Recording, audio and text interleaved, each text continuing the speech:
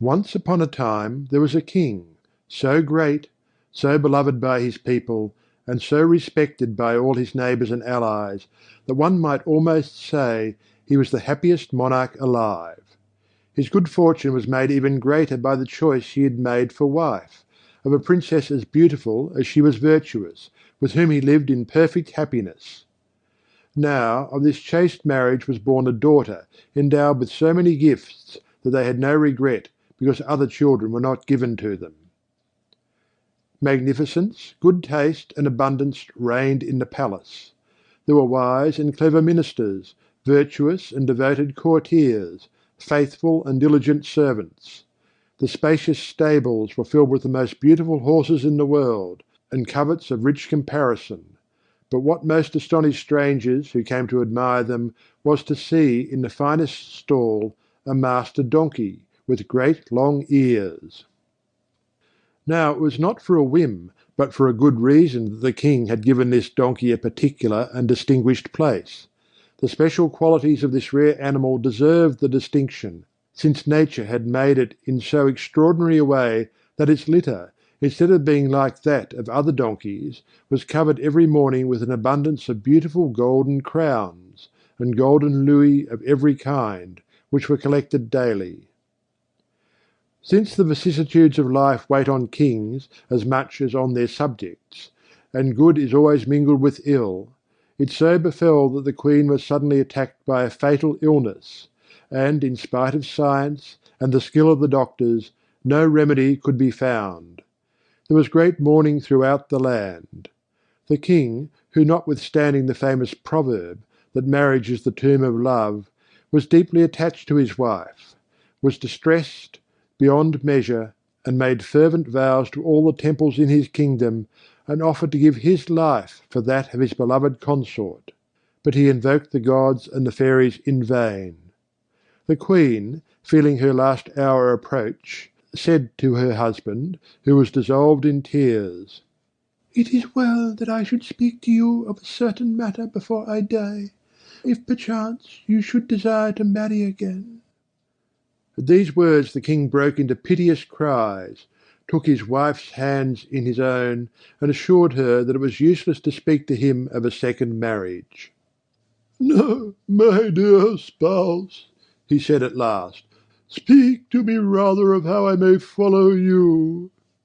"The state," continued the Queen with a finality which but increased the laments of the king, "the state demands successors, and since I have only given you a daughter, it will urge you to beget sons who will resemble you. But I ask you earnestly not to give way to the persuasions of your people until you have found a princess more beautiful and more perfectly fashioned than I. I beg you to swear this to me, and then I shall die content." Perchance the Queen, who did not lack self-esteem, exacted this oath firmly believing that there was not her equal in the world, and so felt assured that the king would never marry again. Be this as it may, at length she died, and never did husband make so much lamentation. The king wept and sobbed day and night, and the punctilious fulfilment of the rites of widowhood, even the smallest, was his sole occupation. But even great griefs do not last for ever. After a time the magnates of the state assembled and came to the king, urging him to take another wife. At first this request seemed hard to him, and made him shed fresh tears. He pleaded the vows he had made to the Queen, and defied his counsellors to find a princess more beautiful and better fashioned than was she, thinking this to be impossible. But the council treated the promise as a trifle, and said that it mattered little about beauty if the Queen were but virtuous and fruitful. For the state needed princes for its peace and prosperity, and though, in truth, the princess, his daughter, had all the qualities requisite for making a great queen, yet of necessity she must choose an alien for her husband, and then the stranger would take her away with him. If, on the other hand, he remained in her country and shared the throne with her, their children would not be considered to be of pure native stock, and so, there being no prince of his name, neighbouring peoples would stir up wars, and the kingdom would be ruined. The king, impressed by these considerations, promised that he would think over the matter. And so search was made among all the marriageable princesses for one that would suit him. Every day charming portraits were brought him, but none gave promise of the beauty of his late queen. Instead of coming to a decision, he brooded over his sorrow until in the end his reason left him.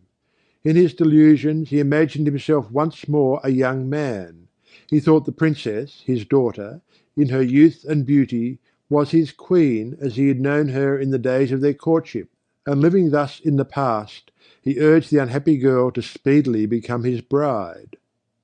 The young princess, who was virtuous and chaste, threw herself at the feet of the king her father, and conjured him, with all the eloquence she could command, not to constrain her to consent to his unnatural desire. The king, in his madness, could not understand the reason of her desperate reluctance, and asked an old Druid priest to set the conscience of the princess at rest.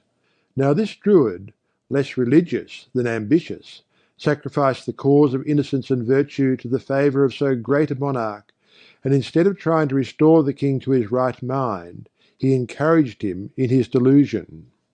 The young princess, beside herself with misery, at last bethought her of the Lilac Fairy, her godmother. Determined to consult her, she set out that same night in a pretty little carriage drawn by a great sheep who knew all the roads.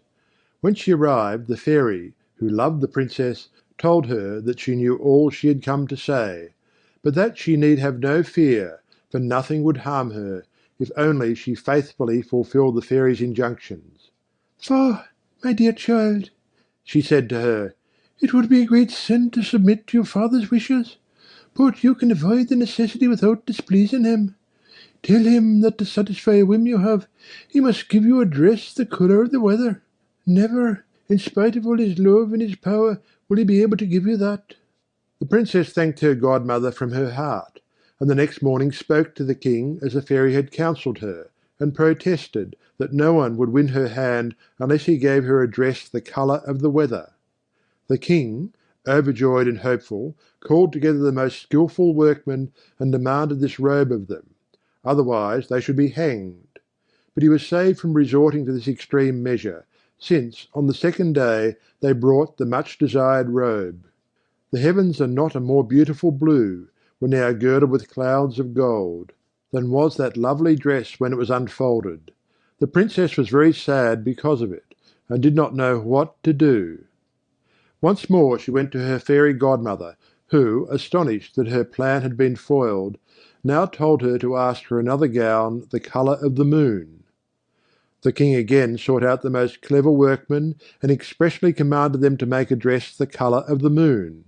And woe betide them, if between the giving of the order and the bringing of the dress more than 24 hours should elapse. The princess, though pleased with the dress when it was delivered, gave way to distress when she was with her women and her nurse. The Lilac Fairy, who knew all, hastened to comfort her and said, "Either I am greatly deceived, or it is certain that if you ask for a dress the colour of the sun, we shall at last baffle the king your father. For it would never be possible to make such a gown. In any case, we should gain time." So the princess asked for yet another gown, as the fairy bade her. The infatuated king could refuse his daughter nothing, and he gave without regret all the diamonds and rubies in his crown to aid this superb work. Nothing was to be spared that could make the dress as beautiful as the sun. And, indeed, when the dress appeared, all those who unfolded it were obliged to close their eyes, so much were they dazzled. And, truth to tell, green spectacles and smoked glasses date from that time. What was the princess to do? Never had so beautiful and so artistic a robe been seen. She was dumbfounded, and pretending that its brilliance had hurt her eyes, she retired to her chamber, where she found the fairy awaiting her. On seeing the dress like the sun, the Lilac Fairy became red with rage. "Oh, this time, my child," she said to the princess, "we will put the king to terrible proof. In spite of his madness, I think he will be a little astonished by the request I counsel you to make of him. It is that he should give you the skin of that ass he loves so dearly, and which supplies him so profusely with the means of paying all his expenses. Go, and do not fail to tell him that you want this skin." The Princess, overjoyed at finding yet another avenue of escape, for she thought that her father could never bring himself to sacrifice the ass, went to find him, and unfolded to him her latest desire. Although the king was astonished by this whim, he did not hesitate to satisfy it. The poor ass was sacrificed, and the skin brought, with due ceremony, to the Princess, who, seeing no other way of avoiding her ill fortune, was desperate. At that moment her godmother arrived. "What are you doing, my child?" she asked, seeing the Princess tearing her hair, her beautiful cheeks stained with tears. "This is the most happy moment of your life. Wrap yourself in the skin, leave the palace, and walk so long as you can find ground to carry you. When one sacrifices everything to virtue, the gods know how to mete out reward. Go, and I will take care that your possessions follow you, in whatever place you rest. Your chest with your clothes and your jewels will follow your steps. And here is my wand, which I will give you. Tap the ground with it when you have need of the chest, and it will appear before your eyes. But haste to set forth, and do not delay." The Princess embraced her godmother many times, and begged her not to forsake her. Then, after she had smeared herself with soot from the chimney, she wrapped herself in that ugly skin, and went out from the magnificent palace without being recognized by a single person. The absence of the Princess caused a great commotion. The king, who had caused a sumptuous banquet to be prepared, was inconsolable. He sent out more than 100 gendarmes and more than 1,000 musketeers in quest of her, but the Lilac Fairy made her invisible to the cleverest seekers, and thus she escaped their vigilance. Meanwhile the Princess walked far, far and even farther away. After a time she sought for a resting place, but although out of charity people gave her food, she was so dishevelled and dirty that no one wanted to keep her. At length she came to a beautiful town, at the gate of which was a small farm. Now the farmer's wife had need of a wench to wash the dishes and to attend to the geese and the pigs, and seeing so dirty a vagrant, offered to engage her. The Princess, who was now much fatigued, accepted joyfully. She was put into a recess in the kitchen, where for the first day she was subjected to the coarse jokes of the men servants. So dirty and unpleasant did the donkey's skin make her appear. At last they tired of their pleasantries. Moreover, she was so attentive to her work that the farmer's wife took her under her protection. She minded the sheep, and penned them up when it was necessary, and she took the geese out to feed with such intelligence that it seemed as if she had never done anything else. Everything that her beautiful hands undertook was done well. One day she was sitting near a clear fountain, where she often repaired to bemoan her sad condition, when she thought she would look at herself in the water. The horrible donkey skin which covered her from head to toe revolted her. Ashamed, she washed her face and her hands, which became whiter than ivory, and once again her lovely complexion took its natural freshness. The joy of finding herself so beautiful filled her with the desire to bathe in the pool, and this she did. But she had to don her unworthy skin again before she returned to the farm. By good fortune the next day chanced to be a holiday, and so she had leisure to tap for her chest with the fairy's wand, arrange her toilet, powder her beautiful hair, and put on the lovely gown which was the colour of the weather. But the room was so small that the train could not be properly spread out. The beautiful Princess looked at herself, and with good reason admired her appearance so much that she resolved to wear her magnificent dresses in turn on holidays and Sundays for her own amusement, and this she regularly did. She entwined flowers and diamonds in her lovely hair with admirable art, and often she sighed that she had no witness of her beauty, save the sheep and geese, who loved her just as much in the horrible donkey skin after which she had been named at the farm. One holiday, when Donkey Skin had put on her sun-hued dress, the son of the king to whom the farm belonged alighted there to rest on his return from the hunt. This prince was young and handsome, beloved of his father and of the queen his mother, and adored by the people. After he had partaken of the simple collation which was offered him, he set out to inspect the farmyard and all its nooks and corners. In going thus from place to place, he entered a dark alley at the bottom of which was a closed door. Curiosity made him put his eye to the keyhole. Imagine his astonishment at seeing a princess so beautiful and so richly dressed, and withal of so noble and dignified a mien, that he took her to be a divinity. The impetuosity of his feelings at this moment would have made him force the door, had it not been for the respect with which that charming figure had filled him.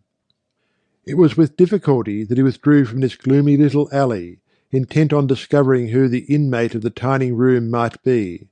He was told that it was a scullion called Donkey Skin, because of the skin which she always wore, and that she was so dirty and unpleasant that no one took any notice of her, or even spoke to her. She had just been taken out of pity to look after the geese.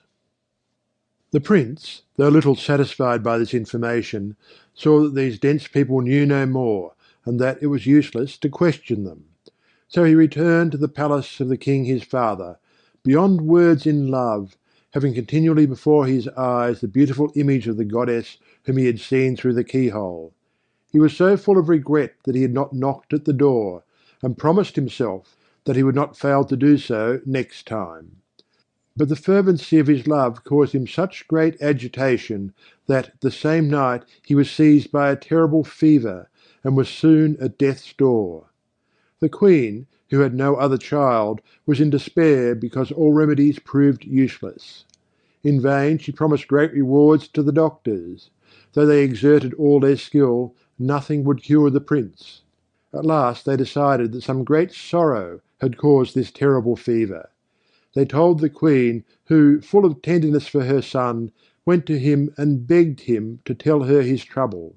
She declared that even if it was a matter of giving him the crown, his father would yield the throne to him without regret. Or if he desired some princess, even though there should be war with the king her father and their subjects, should, with reason complain, all should be sacrificed to obtain what he wished. She implored him with tears not to die, since their life depended on his. The Queen did not finish this touching discourse without moving the Prince to tears. "Madam," he said at last in a very feeble voice, "I am not so base that I desire the crown of my father.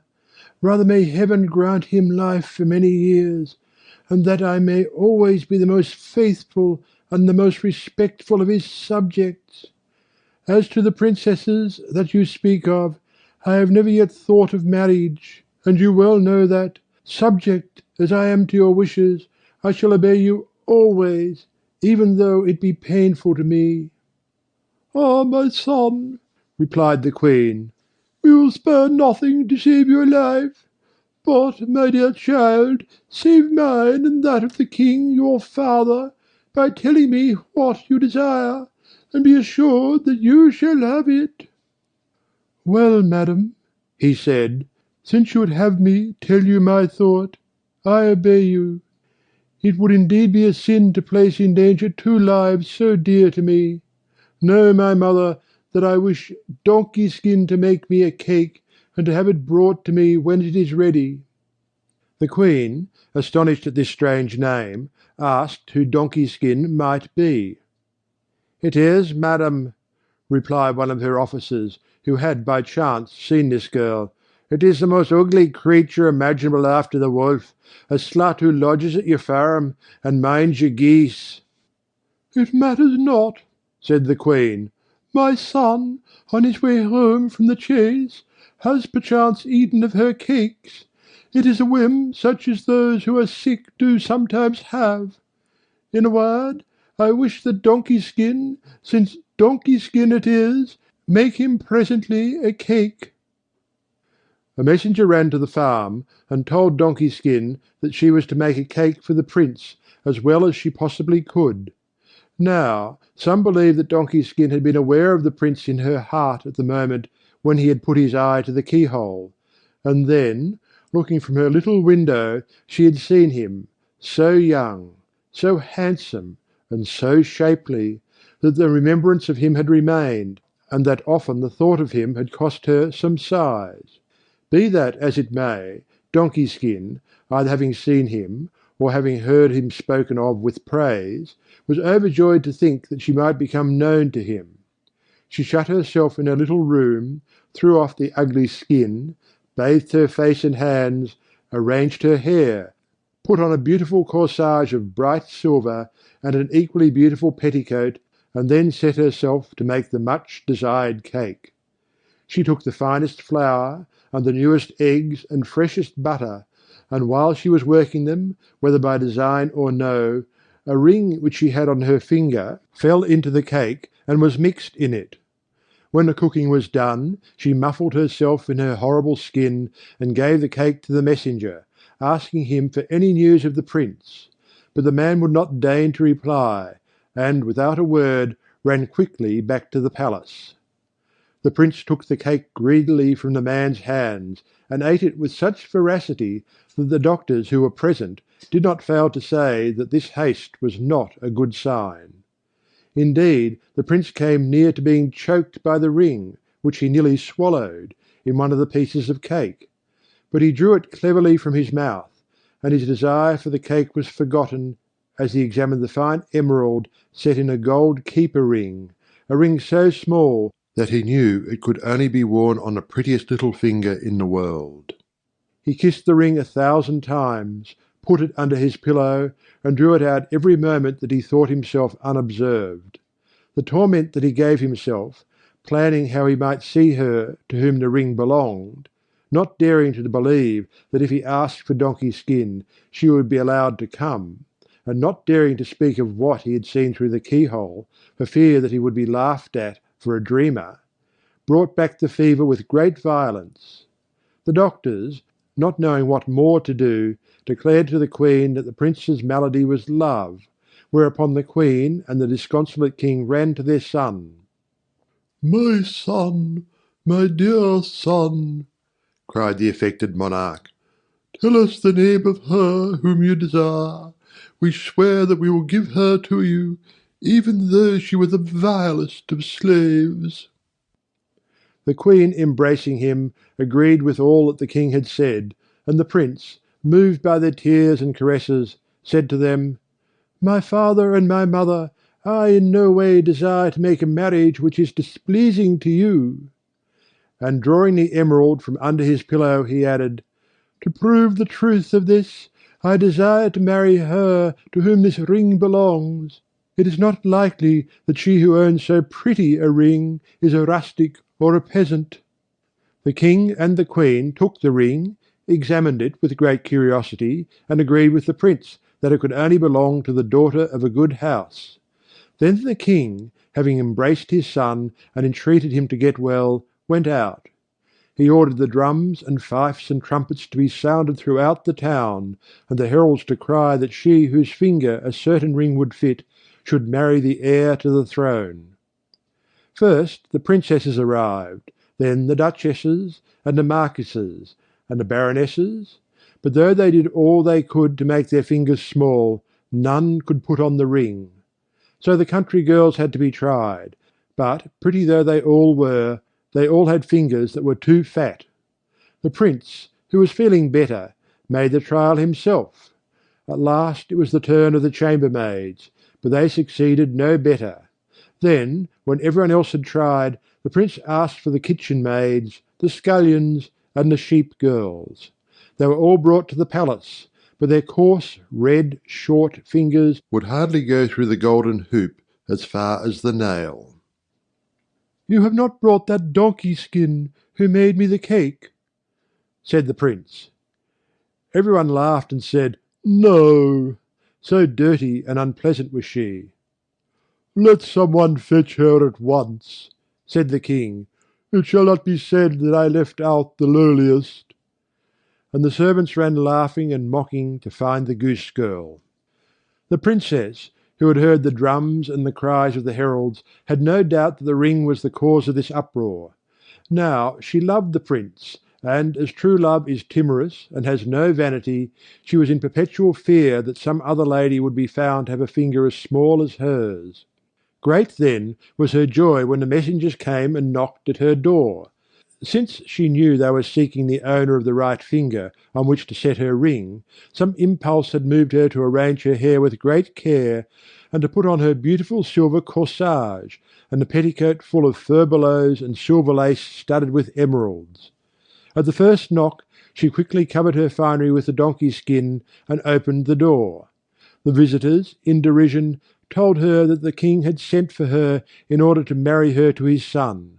Then, with loud peals of laughter, they led her to the prince, who was astonished at the garb of this girl, and dared not believe that it was she whom he had seen so majestic and so beautiful.